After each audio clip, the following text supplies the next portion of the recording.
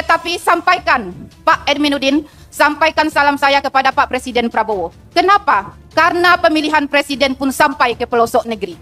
Jadi tidak ada salahnya kita juga memohon kepada Bapak Presiden kita untuk mendengarkan aspirasi kita malam ini. Saya kutip sedikit sambutan Presiden Prabowo pada pelantikan 961 kepala daerah di Jakarta. Kurang lebih begini. Saudara-saudara sekalian, saya mengingatkan atas nama negara dan bangsa ini. Anda dipilih oleh rakyat.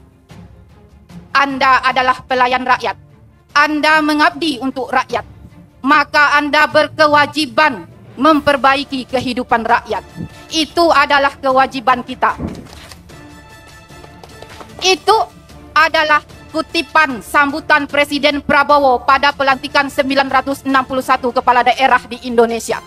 Ribuan CPNS dan P3K harusnya diangkat Maret 2025, diundur Oktober. Ada aja gebrakan pemerintah buat zolim sama rakyat. Mohon maaf nih, harusnya kan Ramadan itu one day one use, bukan one day one ketololan. Ini nggak habis-habis nih pejabat hasil giveaway tinggal lampunya.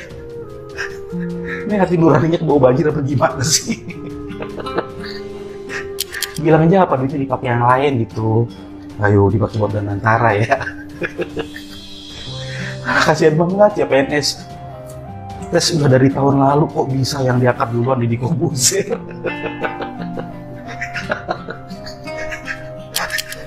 Katanya penundaan pengangkatan itu udah disetujui sama DPR.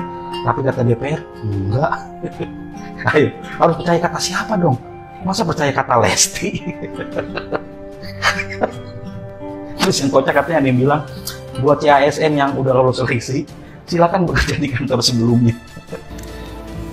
Mohon maaf Pak Presiden, saya harus menyatakan Anda mulai jahat sama rakyat. APBN dialihkan ke Danantara hanya untuk membiayai proyek hilirisasi sebanyak 21 kurang lebih, yang nilai anggaran yang diperlukan di atas 400 triliun lebih. Mulai dari hilirisasi gas, besi, nikel dan lain-lain. Dan itu Anda prioritaskan. Sementara CASN dan P3K Anda undurkan pengangkatannya di tahun 2025 dan 2026. APBN Anda gunakan untuk membiayai proyek-proyek strategis.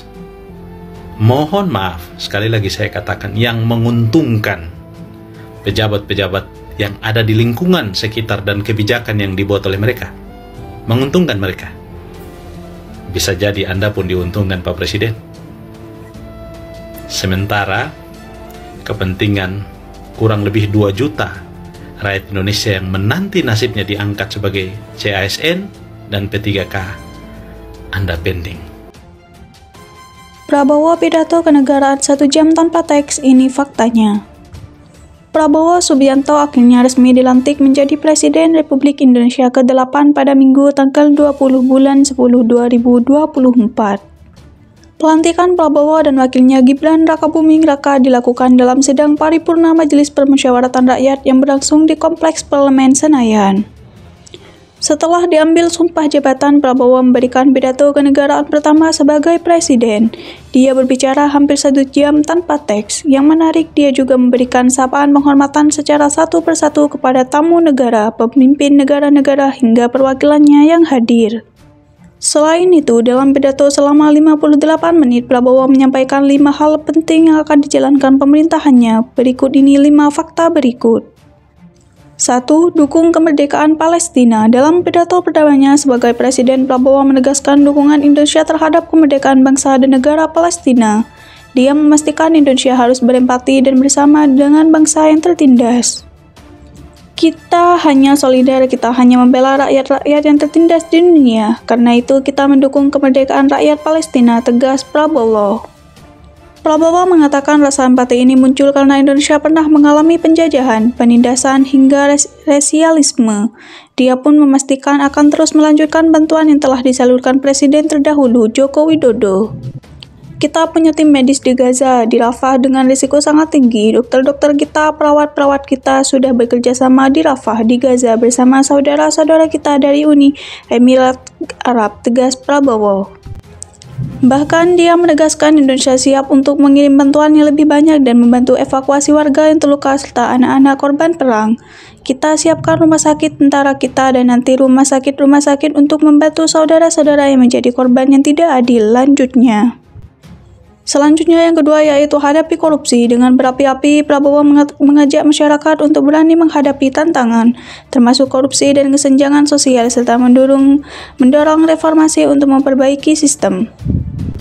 Kita harus menghadapi kenyataan bahwa masih terlalu banyak kebocoran penyelewengan korupsi di negara kita. Ini adalah membahayakan masa depan kita dan masa depan anak-anak kita dan cucu-cucu kita, ujar Prabowo.